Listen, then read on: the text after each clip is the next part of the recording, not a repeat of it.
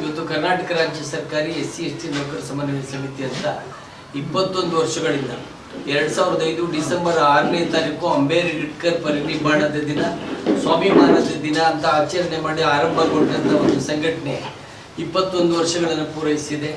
ಬುದ್ಧ, ಬಸವ, ಅಂಬೇಡ್ಕರ್, ವಿವೇಕಾನಂದರು, ಜ್ಯೋತಿಬಾ ಫುಲೆ, ಸಾವಿತ್ರಿಬಾಯಿ ಫುಲೆ, ಈ ನಾರಾಯಣ್ ಗುರು ಈ ಥರವ್ರ ವಿಚಾರಗಳನ್ನು ಈ ಮೀಸಲಾತಿ ಪಡೆದ ನೌಕರರ ಮಧ್ಯೆ ತಗೊಂಡು ಹೋಗುವಂಥದ್ದು. ನೌಕರರಲ್ಲೂ ಕೂಡ ಸಮಾಜಮುಖಿ ಚಟುವಟಿಕೆಗಳನ್ನು, ಸಮಾಜ ಪರಿವರ್ತನಾ ಚಟುವಟಿಕೆಯಲ್ಲಿ ಭಾಗವಹಿಸೋದಕ್ಕೆ, ಮುಖ್ಯವಾಹಿನಿಗೆ ಬರೋದಕ್ಕೆ ಏನು ಮಾಡಬೇಕು ಅದನ್ನು ಜಾಗೃತಿ ಕೆಲಸವನ್ನು ಮಾಡ್ತಾ ಇದ್ದೀವಿ. ಈಗಾಗಲೇ ರಾಜ್ಯದ ಎಲ್ಲ 26 ಜಿಲ್ಲೆಗಳಲ್ಲೂ ಜಿಲ್ಲಾ ಶಾಖೆಗಳನ್ನು ಒಂದು, ರಾಜ್ಯ 178ಕ್ಕೂ ಹೆಚ್ಚು ತಾಲೂಕುಗಳಲ್ಲಿ ಶಾಖೆಗಳನ್ನು ಹೊಂದಿರುವಂಥ ಈ ಸಂಘಟನೆ ಇವತ್ತು ರಾಜ್ಯ ಮಟ್ಟದಲ್ಲಿ ಜನಜಾಗೃತಿ ಮಾಡೋದಕ್ಕೆ 5 ಸಮಾವೇಶವನ್ನ ಮಾಡಿದ್ವಿ. 2011, 16, 18, 22, 24ರಲ್ಲಿ ಮಾಡಿದ್ವಿ. ಮೊದಲನೇದು ಟೌನ್ ಹಾಲಲ್ಲಿ ಮಾಡಿದ್ವಿ. ಇನ್ನು 4 ಸಮಾವೇಶಗಳನ್ನ ಅಂಬೇಡ್ಕರ್ ಭವನದಲ್ಲಿ ಮಾಡಿದ್ವಿ. ಸಾವಿರಾರು ಜನ ಬಂದಿದ್ರು. ಮತ್ತೆ ಆಗಿನ ಮುಖ್ಯಮಂತ್ರಿಗಳು ಎಲ್ಲರೂ ಕೂಡ ರಾಜಕಾರಣಿಗಳು, ಅಧಿಕಾರಿಗಳೆಲ್ಲ ಭಾಗವಹಿಸಿದ್ರು. ಇವತ್ತು 6ನೇ ಸಮಾವೇಶವನ್ನ ಇದೇ ನಾಡಿದ 28/8/2026 ಶುಕ್ರವಾರ ಮಾಡ್ತಾ ಇದ್ದೀವಿ. ಈ ಸಮಾವೇಶದ ಉದ್ದೇಶ ಸುಮ್ಮನೆ ಸಂಭ್ರಮ ಆಚರಣೆ ಅಲ್ಲ. ಇವತ್ತೇನಾಗದೆ, ಇವತ್ತು ನಾವು ನಮ್ಮ ದೇಶದ ಚಿತ್ತ ಎತ್ತ ಅರಿತಾ ಇದೆ ಅನ್ನೋ ಒಂದು ಗೊಂದಲ ಸ್ಟಾರ್ಟ್ ಆಗಿರುವಂಥ ಟೈಮ್ನಲ್ಲಿ ಎಲ್ಲರೂ ಕೂಡ ಸಾಮಾಜಿಕವಾಗಿ ಚಿಂತೆ ಮಾಡಬೇಕಾಗಿದೆ ಅಂತ ಜಾಗೃತಿ ಮಾಡೋದ್ರ ಜೊತೆಗೆ ಅದಕ್ಕೆ ಐಕ್ಯತಾ ಸಮಾವೇಶ ಅಂತ ಇಟ್ಟಿದ್ವಿ. ಮತ್ತೆ ನೌಕರರ ಮೂಲಭೂತ ಬೇಡಿಕೆಗಳು ಅದನ್ನು ಕೂಡ ಸರ್ಕಾರದ ಗಮನಕ್ಕೆ ನಾವು ತರಬೇಕು ಅಂತ ಮಾಡ್ತಿದ್ದೀವಿ. ಈ ಸಮಾವೇಶವನ್ನ ರಾಜ್ಯ ಸರ್ಕಾರದ ಘನತೆವೆತ್ತ ಗೌರವಾನ್ವಿತ ಮುಖ್ಯಮಂತ್ರಿಗಳಾದಂಥ DK ಶಿವಕುಮಾರ್ ಸರ್ ಅವರು ಉದ್ಘಾಟನೆಯನ್ನು ಮಾಡಕ್ಕೆ ಒಪ್ಕೊಂಡಿದ್ದಾರೆ. ಇದರ ಅಧ್ಯಕ್ಷತೆಯನ್ನ ನಮ್ಮ ನಾಡಿನ, ನಮ್ಮ ಸಮುದಾಯದ ನೇತಾರರು, ರಾಜ್ಯದ ಉಪಮುಖ್ಯಮಂತ್ರಿಗಳು ಹಾಗೂ ಕಂದಾಯ ಸಚಿವರಾದಂಥ, ಮತ್ತೆ ರಾಜ್ಯದಲ್ಲಿ ಹಿಂದೆ ಸಿದ್ದರಾಮಯ್ಯನವರು ಬಡ್ತಿ ರಕ್ಷಣೆಗೋಸ್ಕರ ಕಾಯ್ದೆನ ತಂದಾಗ ಸುಪ್ರೀಂ ಕೋರ್ಟಲ್ಲಿ ಅದು ತಡೆ ಬಿದ್ದಾಗ ಅದನ್ನು ಅನುಷ್ಠಾನ ಮಾಡಕ್ಕೆ ಬಡದಾಡಕ್ಕೆ ಒಂದು ಉಪಸಮಿತಿಯ ಮುಖಂಡರಾಗಿ ರಾಜ್ಯದಲ್ಲಿ ಪರಿಶಿಷ್ಟ ಪರಿಶಿಷ್ಟ ಪಂಗಡದ ನೌಕರರಿಗೆ ಬಡ್ತಿ ಭಾಗ್ಯನೂ ಸಿಗೋ ತರ ಮಾಡದಂಥದ್ರಲ್ಲಿ ಪರಮೇಶ್ವರ್ ಸರ್ ಕೂಡ ಅವರು ಅಧ್ಯಕ್ಷತೆಯನ್ನು ವಹಿಸ್ತಿದ್ದಾರೆ. ಮತ್ತೆ ನಮ್ಮ ಈ ಸಮಾವೇಶದ ದಿಕ್ಸೂಚಿ ಭಾಷಣವನ್ನ ನಾಡಿನ ಅಹಿಂದ ನೇತಾರರು, ನೊಂದವರ ಬಗ್ಗೆ ಅಪಾರವಾದಂಥ ಕಳಕಳಿ ಇರುವಂಥವ್ರು, ಅದೇ ತರ ಕಳಕಳಿಯ ಜೊತೆಗೆ ಅನುಷ್ಠಾನವನ್ನು ಮಾಡುವಂತ ಸಿದ್ದರಾಮಯ್ಯನವ್ರ ಕೈಲಿ ದಿಕ್ಸೂಚಿ ಭಾಷಣವನ್ನು ಮಾಡ್ತಿದ್ದೀವಿ.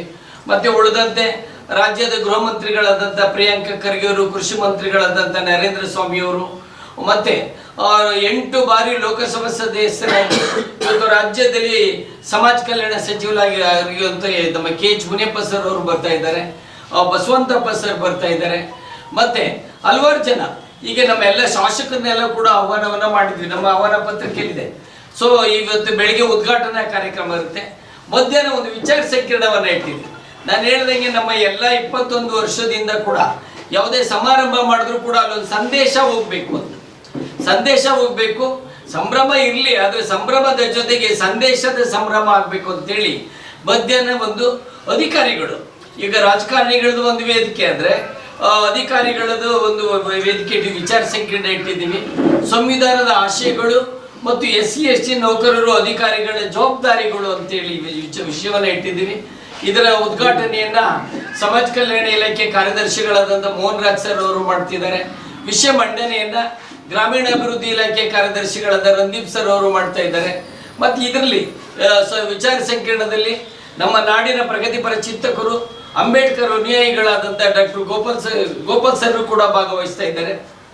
ಮತ್ತೆ ಹಾಸನದ DC ಲತಾ ಕುಮಾರಿ ಅವರು ಕೂಡ ಭಾಗವಹಿಸ್ತಾ ಇದ್ದಾರೆ.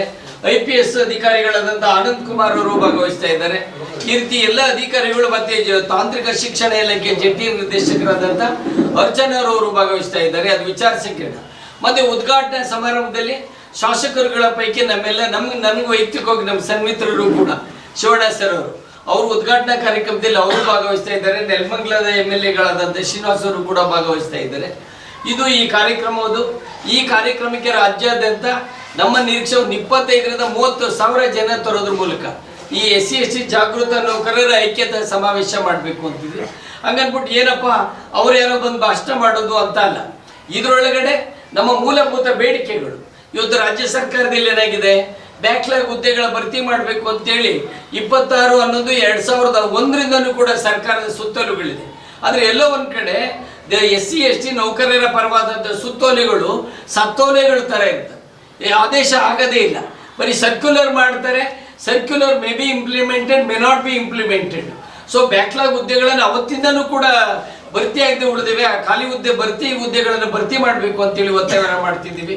ಮತ್ತು ಇನ್ನೊಂದು, ಇವತ್ತು ಯಾವುದೇ ಸರ್ಕಾರ ಬಂದರೂ ಕೂಡ ಸಂವಿಧಾನದ ನಿರ್ದೇಶಕದ ತತ್ವಗಳಡಿಯಲ್ಲಿ ಏನೇನು ಡೈರೆಕ್ಟಿವ್ ಪ್ರಿನ್ಸಿಪಲ್ಸ್ ಅಂತೀವಿ, ಅದರ ಅಡಿಯಲ್ಲಿ ಜನಮುಖಿ ಕಾರ್ಯಕ್ರಮಗಳನ್ನ ತರ್ತಾರೆ. ಯಾಕೆ ತರ್ತಾರೆ ಅಂದರೆ ಎಲ್ಲ ಜನರು, ಯಾವುದೇ ಜಾತಿ ಭಾಷೆ ಧರ್ಮ ಅಂತ ಎಲ್ಲರೂ ಕೂಡ ಸಾಮಾಜಿಕವಾಗಿ, ಶೈಕ್ಷಣಿಕವಾಗಿ, ಆರ್ಥಿಕವಾಗಿ ಒಂದು ಬೆಳಿಬೇಕು, ಮತ್ತು ಸಮಾಜದ ಕಟ್ಟಕಡೆಯನ್ನು ಕೂಡ ಮುಖ್ಯವಾಹಿನಿಗೆ ಬರಬೇಕು ಅನ್ನೋ ಒಂದು ಆಶಯ ಇರುತ್ತೆ. ಅದನ್ನು ಎಲ್ಲರೂ ಕೂಡ ಸ್ವಾಗತ ಮಾಡಬೇಕು, ನಾವು ಸ್ವಾಗತ ಮಾಡ್ತೀವಿ. ಆದರೆ ಕಾರ್ಯಕ್ರಮದ ಅನುಷ್ಠಾನ ಯಾವಾಗ ರಿಸಲ್ಟ್ ಓರಿಯೆಂಟೆಡ್ ಆಗ್ತದೆ ಅಂದರೆ ಅನುಷ್ಠಾನಾಧಿಕಾರಿಗಳ ತಂಡ ಜಾಸ್ತಿ ಇದ್ದಾಗ, ಇಂಪ್ಲಿಮೆಂಟ್ ಏಜೆನ್ಸಿ ಜಾಸ್ತಿ ಇದ್ದಾಗ. ಇವತ್ತೇನಾಗ್ಬಿಟ್ಟದೆ, ತಾವೇ ನೋಡ್ದಂಗೆ ಹಲವಾರು ಈಗ ಪ್ರಜಾಸೇವೆ ಇಲಾಖೆನೂ ಒಂದು ಆರಂಭ ಆಗಿದೆ, ವೆಲ್ಕಮ್ ಮಾಡಿದ್ವಿ ನಾವು. ಆದರೆ ಇವತ್ತೇನಾಗಿದೆ, ರಾಜ್ಯ ಸರ್ಕಾರದ ಆರ್ಥಿಕ ಸಾಂಖ್ಯಿಕ ಇಲಾಖೆ 31/3/2025 ಪ್ರಕಾರ ರಾಜ್ಯ ಸರ್ಕಾರದಲ್ಲಿ 8,20,000 ಪ್ಲಸ್ ಮಂಜೂರಾತಿ ಹುದ್ದೆಗಳಿದೆ, ಸ್ಯಾಂಕ್ಷನ್ ಪೋಸ್ಟ್. ಆದರೆ ಸ್ಯಾಂಕ್ಷನ್ ಪೋಸ್ಟಲ್ಲಿ ಫೀಲ್ಡ್ ಪೋಸ್ಟ್ ಎಷ್ಟು ಅಂದರೆ ಶಾಕ್ ಆಗೋಗ್ಬಿಡ್ತದೆ. ಕೇವಲ 5,20,000 ಜಿಲ್ಲೆ ಇದೆ. ಈ ಮಾನ್ಯ ಮುಖ್ಯಮಂತ್ರಿಗಳಾಗಿದ್ದಂಥ ಸಿದ್ದರಾಮಯ್ಯ ಸರ್ ಮಾರ್ಚ್ನಲ್ಲಿ ರಾಜ್ಯದಲ್ಲಿ 83 ಲಕ್ಷ ಹುದ್ದೆಗಳು ಖಾಲಿ ಇದೆ ಅಂತೇಳಿ. ಅಂದರೆ ಎಲ್ಲ ಒಂದು ಕಡೆ ಮಣ್ಗಟ್ಲೆ ಖಾಲಿ ಹುದ್ದೆ ಇಟ್ಕೊಂಡು ನಿಮ್ಮ ಕಾರ್ಯಕ್ರಮ ಹೆಂಗೆ ರಿಸಲ್ಟ್ ಓರಿಯೆಂಟೆಡ್ ಆಗುತ್ತೆ? ಘೋಷಣಾ ಕಾರ್ಯಕ್ರಮ ಆಗ್ತೇವೆ ಹೊರತು ಫಲಪ್ರದ ಆಗೋದಿಲ್ಲ ಅಂತೇಳಿ ನಾವು ಖಾಲಿ ಹುದ್ದೆಗಳನ್ನ ಭರ್ತಿ ಮಾಡಬೇಕು ಅಂತಿದ್ದೀವಿ. 5 ಲಕ್ಷದೊಳಗೆ 80,000 ಅಷ್ಟೇ SCಗಳಿರುವಂಥದ್ದು, 25,000 ಚಿಲ್ಲರೆ ಅಷ್ಟೇ ST ನೌಕರು ಇರುವಂಥದ್ದು. ಇನ್ನೆಲ್ಲಿ ಆ ಬೇಡಿಕೆಯನ್ನು ಕೂಡ ಇಡೋದ್ರ ಜೊತೆಗೆ ಇವತ್ತು ಎಲ್ಲರಿಗೂ ಕೂಡ ಗೊತ್ತಿದೆ, ಇವತ್ತು ಮೀಸಲಾತಿ ಪಡೆದೇ ಇರುವಂಥ ಜಾತಿನೆಲ್ಲ ಇಂಡಿಯಾದಲ್ಲಿ ಯಾರೂ ಇಲ್ವೇ ಇಲ್ಲ. ಮೊದಲೇನಾಗೋರು ಮೀಸಲಾತಿಯಿಂದ SC STಗಳು ಮೀಸಲಾತಿ ಕೊಟ್ಟು ದೇಶಾಂತರ ಗುಂಡಾಂತರ ಆಗೋಯ್ತು, ದಿವಾಳಿ ಎದ್ದೋಯ್ತು ಅಂತಿದ್ರು. ಇವತ್ತು ಮೀಸಲಾತಿ ಹಠಾವ ಒಂದ್ ಕಡೆ ನಡೀತಿದ್ರೆ ಮೀಸಲಾತಿನ ಸದ್ದಿ ಇಲ್ದಂಗೆ ತಗೊಂಡು ಸುಖವಾಗಿರೋರು ಕೂಡ ಇದ್ದಾರೆ. ಆದ್ರೆ ಏನಾಗಿದೆ, ಇವತ್ತು ನಮ್ಗೆ 17/7 ಮೀಸಲಾತಿ ನಾಗಮಂತ್ ಜನಸಂಖ್ಯೆ ಆಧಾರದ ಮೇಲೆ. ಏನಂದ್ರೆ ಸ್ವತಂತ್ರ ಪೂರ್ವದಲ್ಲಿ 12% ಇದ್ದಂಥ SCಗಳು ಸ್ವತಂತ್ರ ಬಂದಾಗ 15% ಆಗ್ತಾರೆ. 80 ವರ್ಷ ಆಗ್ತದೆ ಸ್ವತಂತ್ರ ಬಂದು, ಇನ್ನೂ ಕೂಡ 15% ಇದೆ SC. ಇದನ್ನ ಕಂಡು ಸುಪ್ರೀಂ ಕೋರ್ಟ್ ಆದೇಶದ ಮೇಲೆ ಒಂದು ಏನ್ ಮಾಡ್ತಾರೆ, ನಾಗಮೋಹನ್ ದಾಸ್ ಆಯೋಗದ ವರದಿ ಮಾಡಿದಾಗ 17/7 ಕೊಡ್ತಾರೆ. ನಾವೆಲ್ಲ ಏನ್ ಅನ್ಕೋಬಿಟ್ವಿ, 3 ಜನ ಎಲ್ಲ ಈಗ ಅಕ್ಷರ ಕಲಿತಿರೋ ಜನ, ನಮ್ದು 15 ಇದ್ದು 17 ಆಗೋಯ್ತು, 3 ಇದ್ದಿದ್ದು 7 ಆಗೋಯ್ತು ಅಂತ ಸಂಭ್ರಮಿಸ್ಬಿಟ್ವಿ. ಅದ್ರ ಮೊನ್ನೆ ತಮ್ಗೆಲ್ಲ ಗೊತ್ತಿದೆ, ಒಳ ಮೀಸಲಾತಿ ಹೋರಾಟ ಸ್ಟಾರ್ಟ್ ಆದ್ಮೇಲೆ ಹೈಕೋರ್ಟು ಇಲ್ಲ 1992ರ ಇಂದಿರಾ ಸಾಹ್ನಿ ಪ್ರಕರಣದಲ್ಲಿ ಮೀಸಲಾತಿ ಯಾವುದೇ ಕಾರಣಕ್ಕೂ 50% ಮೀರಂಗಿಲ್ಲ. ಮೀರಬೇಕು ಅಂತ ಹೇಳಿದ್ರೆ ಸಂವಿಧಾನಕ್ಕೂ ಪಾರ್ಲಿಮೆಂಟ್ಗೆ ಹೋಗ್ಬೇಕು, ಚರ್ಚೆ ಆಗಬೇಕು, 9th ಶೆಡ್ಯೂಲ್ಗೆ ಸೇರಬೇಕು. 9th ಶೆಡ್ಯೂಲ್ಗೆ ಸೇರದ ಹೊರತು ನೀವು ಹೆಚ್ಚಳ ಮಾಡಂಗಿಲ್ಲ ಅಂತ ಹೇಳಿದ್ರು. ಇವ್ರು ಏನ್ ಮಾಡಿದ್ರು, 9th ಶೆಡ್ಯೂಲ್ ಪ್ರಸ್ತಾಪ ಕಳಿಸ್ತಿಲ್ಲ, 17/7 ಅಂತ ಹೇಳ್ಬಿಟ್ರು. ನೋಡಿ, ತಮಿಳುನಾಡವರು 9th ಶೆಡ್ಯೂಲ್ಗೆ ಹೋಗಿದ್ರಿಂದ 69% ಮೀಸಲಾತಿ ತಗೋತಾರೆ. ಪಂಜಾಬ್ನಲ್ಲಿ 72% ಏನೋ ಇದೆ. ನಮ್ಮ ಮನವಿ ಈ ಮೀಸಲಾತಿಯನ್ನು 9th ಶೆಡ್ಯೂಲ್ಗೆ ಸೇರಿಸಬೇಕು ಅಂತ ಇರೋದು ಒಂದು ಕಡೆ ಆದರೆ, ಇನ್ನೊಂದು ಎಲ್ಲ ಜಾತಿಯಲ್ಲೂ ಬಡವರಿದ್ದಾರೆ. ಒಬ್ರು ICU ಪೇಷಂಟ್ ಆಗಿರ್ಬೋದು, ಒಬ್ರು ಅಡ್ಮಿಟ್ ಆಗೋರಾಗಿರ್ಬೋದು, ಒಬ್ಬ OPD ಇರ್ಬೋದು. ಎಲ್ಲ ಜಾತಿಯಲ್ಲೂ ಆರ್ಥಿಕವಾಗಿ ಹಿಂದುಳಿದವರು ಇದ್ದಾರೆ. ಬಟ್ ನಮ್ದೇನು ಅಂದರೆ ಸಾಮಾಜಿಕ, ಆರ್ಥಿಕ, ಶೈಕ್ಷಣಿಕ, ಇನ್ಕ್ಲೂಡಿಂಗ್ ರಾಜಕೀಯದಲ್ಲೂ ಹಿಂದುಳಿದ ಜನಾಂಗ ನಾವು. ರಾಜಕೀಯದಲ್ಲಿ ಏನಾದ್ರು ಫಾರ್ವರ್ಡ್ ಆಗಿದ್ರೆ ಇವತ್ತು ರಾಜ್ಯದಲ್ಲಿ ಆಳೋ ಶಕ್ತಿಗಳಾಗ್ತಿದ್ವಿ ನಾವು. ಎಲ್ಲ ಒಂಥರ ಆಳುಗಳ ಥರ ಇರೋದು, ಯಾಕೆಂದ್ರೆ ಅಲ್ಲೂ ಕೂಡ ಅಸಮಾನತೆ ಇದೆ.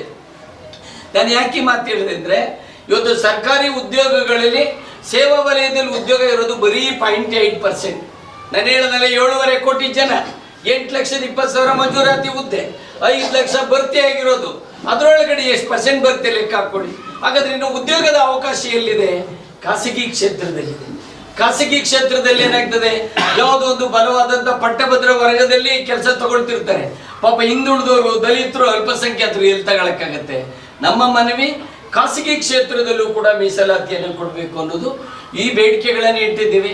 ಜೊತೆಗೆ ಮುಖ್ಯವಾಗಿ ಇವತ್ತೇನಾಗಿದೆ ಸ್ನೇಹಿತರೆ, ಸರ್ಕಾರಿ ಕಚೇರಿಗಳಲ್ಲಿ ಪರಿಶಿಷ್ಟ ಜಾತಿ ಪಂಗಡದ ನೌಕರರು ಪ್ರಮುಖವಾಗಿ ಜೊತೆಗೆ ಕೆಲಸ ಮಾಡೋದೇ ಕಷ್ಟ ನಿಯಮಾನುಸಾರ. ಯಾಕೆಂದ್ರೆ ಇವತ್ತೇನಾದರೂ ನಾವು ತೋರಿಕೆಗೆ ಹೇಳ್ತಿಲ್ಲ, ಪ್ರಾಮಾಣಿಕವಾಗಿ ಶುದ್ಧ ಮನಸ್ಸಿನಲ್ಲಿ ಗೌರವಪೂರ್ವಕವಾಗಿ ಬಹಿವಾಗೂ ಕೂಡ ಯಾರಾದರೂ ಕೆಲಸ ಮಾಡ್ತಿದ್ದು ಪರಿಶಿಷ್ಟ ಜಾತಿ ಪರಿಶಿಷ್ಟ ಪಂಗಡದವರು ಮಹಿಳೆಯರು ಯಾಕೆ ಮಾತು ಹೇಳ್ತೀನಿ ನಿಮಗೆ? ಜಾತಿ ಬಲ ಇಲ್ಲ, ಹಣದ ಬಲ ಇಲ್ಲ, ರಾಜಕೀಯದ ಬಲ ಇಲ್ಲ, ಮೊದಲೇ ಮತದ ಬಲ ಇಲ್ಲ. ನಮಗೆ ಬಲ ಇರೋದು ಅಲ್ಪ ಸ್ವಲ್ಪ ನಾಲೆಡ್ಜು, ನಮ್ಮ ಪ್ರಾಂಪ್ಟ್ನೆಸ್ಸು. ಆದರೂ ಇವತ್ತೇನಾಗ್ತಿದೆ, ಇವತ್ತು ನೌಕರಿಗಳಲ್ಲಿ SC STಗಳು ಕಷ್ಟ ಮಾಡೋದು ಕಷ್ಟ, ಕೆಲಸ ಮಾಡೋದು ಕಷ್ಟ.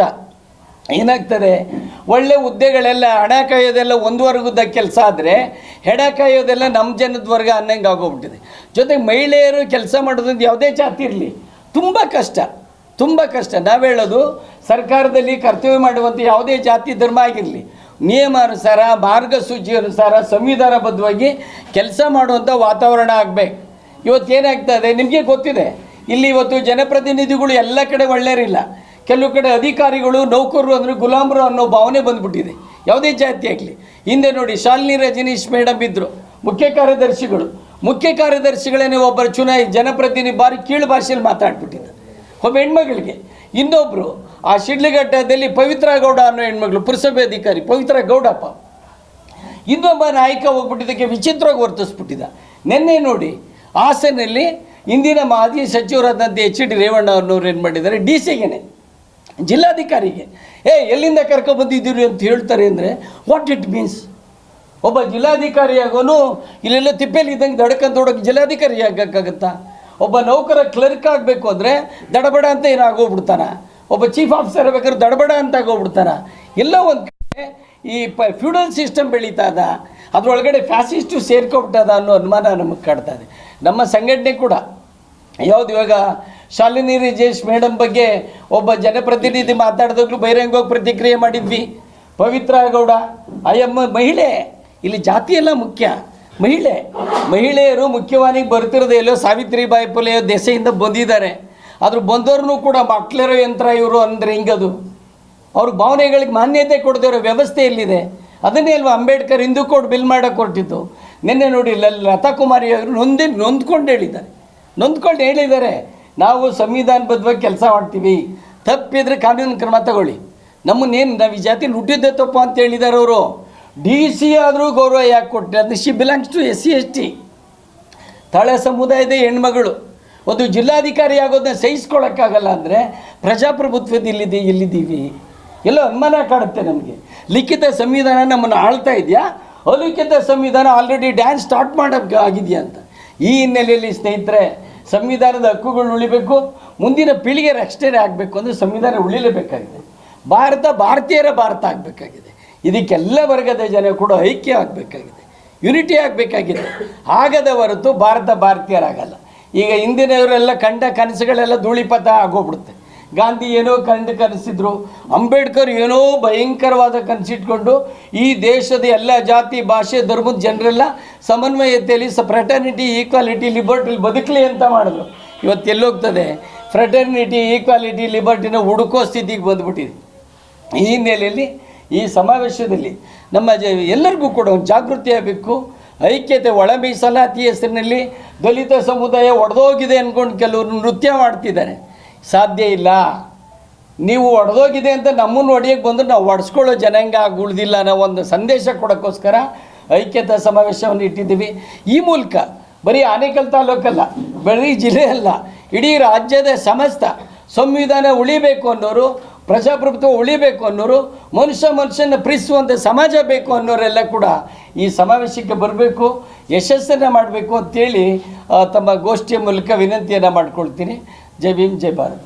ಏನು 28/8/2026 ನಾವು ಈಗಾಗಲೇ ಬೆಂಗಳೂರಿನ ಅರಮನೆ ಮೈದಾನದ ಗೇಟ್ ನಂಬರ್ 8ರಲ್ಲಿ ಇರತಕ್ಕಂಥ ಶೃಂಗಾರ ಪ್ಯಾಲೇಸ್ನಲ್ಲಿ ರಾಜ್ಯ ಮಟ್ಟದ ಪರಿಶಿಷ್ಟ ಜಾತಿ ಪರಿಶಿಷ್ಟ ವರ್ಗಗಳ ಜಾಗೃತ ನೌಕರರ 6ನೇ ಐಕ್ಯತಾ ಸಮಾವೇಶವನ್ನು ಆಯೋಜನೆ ಮಾಡಿದ್ದೀವಿ. ಈ ಒಂದು ಸಮಾವೇಶಕ್ಕೆ ರಾಜ್ಯಾದ್ಯಂತ ಎಲ್ಲ ಇಲಾಖೆಗಳಲ್ಲಿ, ನಿಗಮ ಮಂಡಳಿಗಳಲ್ಲಿ, ಪುರಸಭೆಗಳಲ್ಲಿ, ನಗರಸಭೆಗಳಲ್ಲಿ, ಕಾರ್ಪೊರೇಷನ್ಗಳಲ್ಲಿ ಕೆಲಸ ನಿರ್ವಹಿಸ್ತಾ ಇರ್ತಕ್ಕಂಥ SC ST ನೌಕರರು ಎಲ್ಲರೂ ಕೂಡ ಸಮಾವೇಶದಲ್ಲಿ ಭಾಗವಹಿಸ್ತಾ ಇದ್ದಾರೆ. ನಾವು ಈ ಒಂದು ಪತ್ರಿಕಾಗೋಷ್ಠಿ ಮೂಲಕ ಆನೇಕಲ್ ತಾಲೂಕಿನ ಎಲ್ಲ SC/ST ನೌಕರರು, ಕುಲ ಬಾಂಧವರು, ಕುಟುಂಬದ ಸಮೇತ ಈ ಒಂದು ಸಮಾವೇಶಕ್ಕೆ ಭಾಗಿಯಾಗಬೇಕು, ಸಮಾವೇಶದಲ್ಲಿ ಭಾಗವಹಿಸಬೇಕು ಅಂತೇಳಿ ಎಲ್ಲರನ್ನೂ ಕೂಡ ನಾವು ಆಹ್ವಾನಿಸ್ತಾ ಇದ್ದೀವಿ. ಈ ಸಂದರ್ಭದಲ್ಲಿ ನಾನು ಕೂಡ ಪ್ರಧಾನ ಕಾರ್ಯದರ್ಶಿಯಾಗಿ ಮೊನ್ನೆ ನಮ್ಮ ರಾಜ್ಯಾಧ್ಯಕ್ಷರು, ನಮ್ಮ ಮುಖಂಡರು, ನಮ್ಮ ನಾಯಕರು ಏನು ನಮ್ಮ ಹಾಸನ ಜಿಲ್ಲೆಯ ಜಿಲ್ಲಾಧಿಕಾರಿಗಳಿಗೆ ಇವತ್ತು ಅವಮಾನ ಆಗಿದೆ, ಅದನ್ನ ಈ ಪತ್ರಿಕಾಗೋಷ್ಠಿ ಮೂಲಕ ನಾವು ಖಂಡಿಸ್ತೀವಿ. ಯಾರೇ ಜನಪ್ರತಿನಿಧಿಗಳಾಗಿರ್ಬೋದು, ಅವರು ಮಾನವೀಯತೆಯನ್ನು ಮೆರಿಬೇಕು, ಮಹಿಳೆಯರಿಗೆ ಗೌರವವನ್ನು ಕೊಡೋದನ್ನ ಫಸ್ಟ್ ಕಲಿಬೇಕು ಅಂತ ಹೇಳಿ ಅವರಲ್ಲಿ ಮನವಿ ಮಾಡ್ತಾ, ಈಗ ಏನು ಅನ್ಯಾಯ ಆಗಿದೆ ಅದನ್ನ ನಾವು ನಿಜವಾಗ್ಲೂ ಕೂಡ ನಮ್ಮ ವೇದಿಕೆ ಮೂಲಕ ನಮ್ಮ ಸಮನ್ವಯ ಸಮಿತಿ ಖಂಡಿಸ್ತದೆ ಅಂತೇಳಿ ಈ ಸಂದರ್ಭದಲ್ಲಿ ಹೇಳೋದಕ್ಕೆ ನಾನು ಇಚ್ಛೆ ಪಡ್ತೀನಿ. ಬಾಬಾ ಸಾಹೇಬ್ ಅಂಬೇಡ್ಕರ್ ಅವರು ಒಂದು ಮಾತಾಡಿದ್ರು, ಏನಂದರೆ ಶಿಕ್ಷಣ ಅಂತಕ್ಕಂಥದ್ದು ಹುಲಿ ಹಾಲಿನಂತೆ, ಅದನ್ನು ಕುಡಿದವರು ಗರ್ಜಿಸಲೇಬೇಕಂತ. ಸೊ ಈ ನಿಟ್ಟಿನಲ್ಲಿ ಇವತ್ತು ಸಮನ್ವಯ ಸಮಿತಿ, SC/ST ಸಮನ್ವಯ ಸಮಿತಿ ಏನಿದೆ, ಇದು ರಾಜ್ಯಾದ್ಯಂತ ನೌಕರರಲ್ಲಿ ಒಂದು ಹೊಸ ಚೈತನ್ಯವನ್ನು, ಹೊಸ ಜಾಗೃತಿಯನ್ನು ಮೂಡಿಸಿದೆ. ಈಗಾಗಲೇ ಶಿವಶಂಕರ್ ಸರ್ ಈ ಕಾರ್ಯಕ್ರಮ ಸಮಾವೇಶದ ಅದರ ಉದ್ದೇಶ, ಯಾಕೋಸ್ಕರ ಸಮಾವೇಶ ಮಾಡ್ತಾ ಇದ್ದೀವಿ ಅಂತಕ್ಕಂಥದ್ದನ್ನು ಸಂಪೂರ್ಣವಾಗಿ ವಿವರವಾಗಿ ಅದನ್ನು ನಮ್ಮ ಮುಂದೆ ಹೇಳಿದ್ದಾರೆ.